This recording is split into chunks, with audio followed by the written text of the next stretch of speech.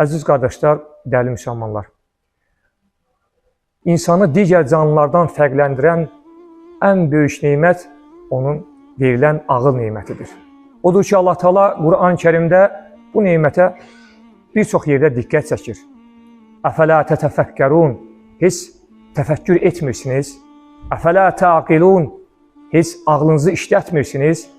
Əfələ tubsirun, heç görmürsünüz, yəni ibrət nəzəri ilə baxmırsınız. Uca Allah Ənfal surəsində buyurur ki, İnnə şərrəd-dəvabbi indallahi summul bukmullezine la yaqilun.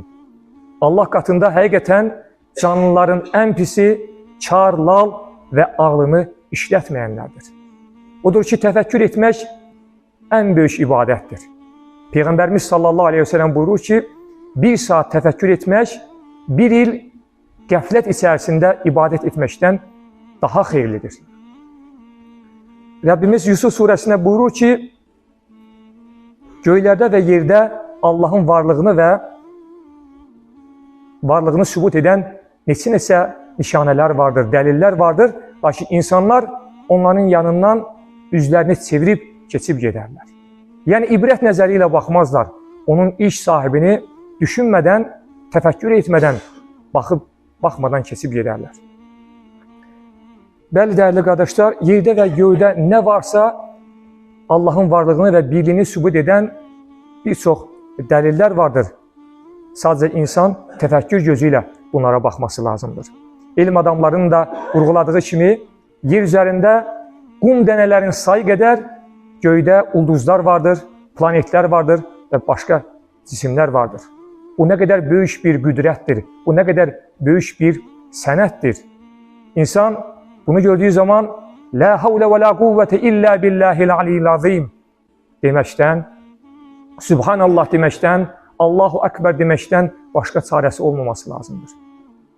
Rəbbimiz Həc surəsi 46-cı ayədə buyurur ki, onlar yer üzərində dolaşmırlarmı ki, gəzib dolaşmırlarmı ki, bunun sayəsində onların düşünən qəlbi, eşidən qulaqları olsun. Yəni Rəbbimiz bütün bu yer üzərində olan, göy üzərində olanlara baxıb ibrət almağımızı istəyir. İbrət gözü ilə təfəkkür edərək baxmağımızı istəyir. Heç bir şeyin öz-özünə meydana gəlmədiyi halda milyardlarla qalaktikalar, ulduzlar necə hərəkət edir? Yer üzərində gəzən heyvanlar, sürünən heyvanlar, dənizdə üzən balıqlar, göydə uçan quşlar bunları təfəkkür etmirlərmi? Odur ki, Rəbbimiz ayənin sonunda buyurur ki, şübhəsiz ki, gözlər yox, qəlblər kör olar.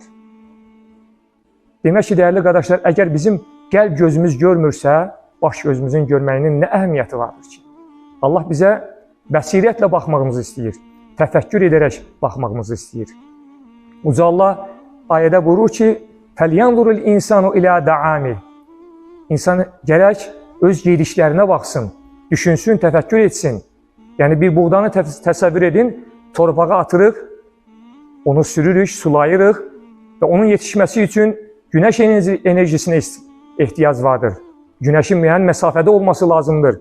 O buğda yetişir, biz onu biçirik, o toplanır, üyüdülür, xəmir halına gətirilir və nəhayət bizim önümüzə bir dilim çörək halında təqdim olunur.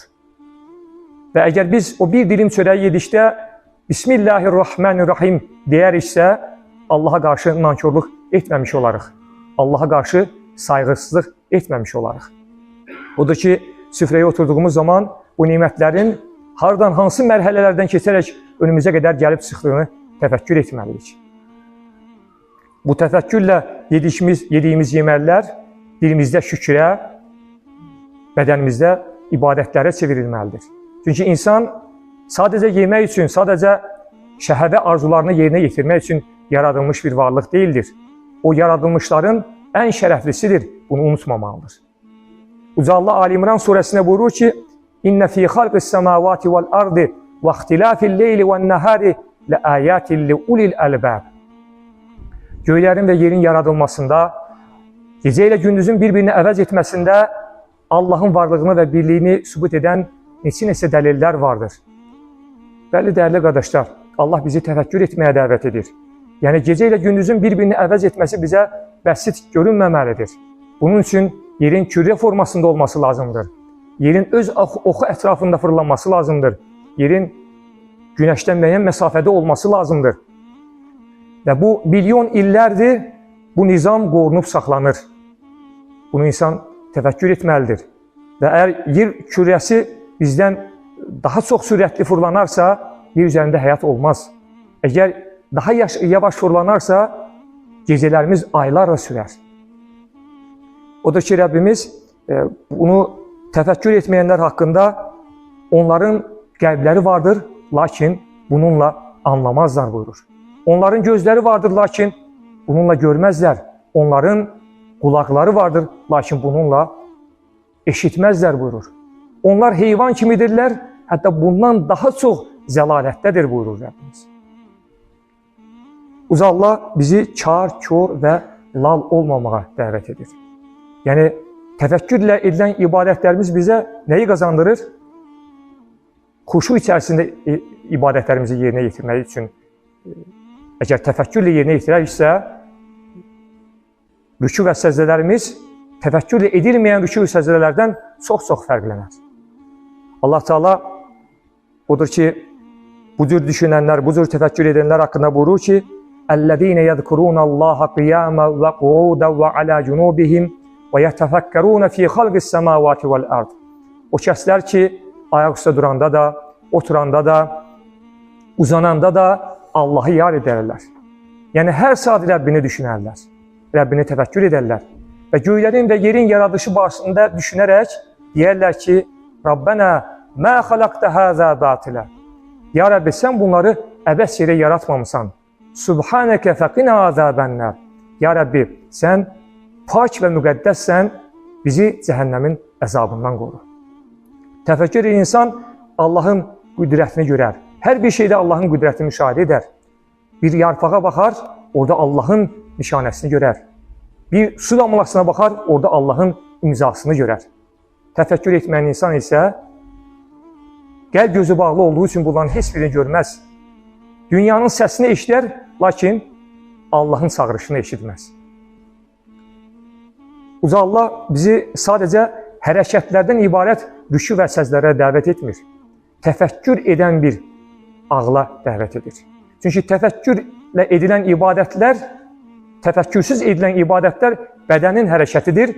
Təfəkkürlə edilən ibadət isə ruhun Allaha səzdə etməsidir. Uca AllahĞaşiyə surəsində buyurur ki, dəvəyə baxmırlarmı ki, o necə yaradılmışdır. Göyə baxmırlarmı ki, o necə ucaldılmışdır. Dağlara baxmırlarmı ki, o necə bərqərar olmuşdur. Yerə baxmırlarmı ki, o necə döşənmişdir. Allah Teala dəvədən misal verdi. Çünki o dövrdə ərəblər üçün ən tanıdıqları heyvan dəvə idi. Dəvə həqiqətən də necə də möcüzəvi bir heyvandır. O, səhrada yaşayır. Ayağı quma batmasın deyə Allah onun ayağını geniş yaratmışdır. O qum fırtınasında gözlərinə qum dənələri girməsin deyə Allah onun kipriklərini 2 qat yaratmışdır. Suya davamlı yaratmışdır. Demək ki, biz sadəcə bir heyvan deyib keçməməliyik. Allah bizə o heyvana baxarkən Allahın mühəndisliyinə qeyrət edib Subhanallah, Allahu Əkbər deməyimiz lazımdır. Göyə baxmırlarmı ki, o necə ucaldılmışdır. Həqiqətən də milyon illərdir, milyardlarla qalaktikalar, milyardlarla ulduzlar var və bu mükəmməl nizam pozulmadan davam edir. Təfəkkür edən insan bunları düşünərək Rəbbinə şükür etməlidir, təvazu sahibi olmalıdır. Dağlara baxmırlarmı ki, o necə bərqərar edilmişdir. Dağlar sadəcə bir daş parçasından ibarət deyildir. Allah onu necə sabitləşdirmişdir. Dağlar eyni zamanda bir həyat mənbəyidir. Dağlara yağan qarlar, çaylar halında axır, göylər yaranır, bitkilər, tərəvəzlər yetişir. Dağa baxdığımız zaman təkəbbürlü insan təvazuya yönəlməlidir. Yerə baxmırlarmı ki, o necə döşənmişdir. Yerin üzəri yumuşaq torpaqdır, altına baxdığımız zaman isə bərk qayalardan ibarətdir, metallar vardır. Daha altına indiyimiz zaman ot parçasından ibarətdir. Lakin Allah yer üzərini yumuşaq torpaq edib və onun üzərində neçə bitkilər, tərəvəzlər yetişir və biz bu nemətlərdən istifadə edirik dəyərli qardaşlar. Rəbbimiz buyurur ki: "Vəllezî yusavvirukum fil arhami keyfe yasha." Allah bətinlərdə sizin simalarınızı istədiyi şəkilə salan Allahdır. Yəni üzümüzün ölçüsü 20-30 santimetr bir ölçüdə Allah milyardlarla sima yaratmışdır ki, onlar tam olaraq bir-birinə bənzəmir. Barmaqlarımız heç bir insanın barmağı bir-birinə bənzəmir. Heç bir insanın səs tonu bir-birinə bənzəmir. Diqqət edin qardaşlar, Quran-Kərim bizi sadəcə necə ibadət etməyə deyil, necə təfəkkür etməyə dəvət edir. Yəni göyə baxın, dağa baxın, heyvana baxın. Sadəcə bir heyvan deyib keçməyin, düşünün, təfəkkür edin. Mömin olan insan Allahın yaratdığı bütün məxluqata baxdığı zaman orada Allahın nişanəsini görər, orada Allahın imzasını görər, Rəbbimizin bu mükəmməl mühəndisliyi görüb Sübhanallah deyər, Allahu Akbar deyər. Allah Teala bizim qəlblərimizi Quranın nuru ilə zənginləşdirsin. Rəbbimiz zehnimizi Allahın hikmətliyə vəzəsin. Xutbəmin sonunda girişdə oxuduğum ayə ilə bitirmək istəyirəm. Rabbena ma xalaqta haza batila subhanaka faqina azabannar. Ya Rabbi, sən pak və müqəddəssən. Bizi cəhənnəmin əzabından qoru. Amin.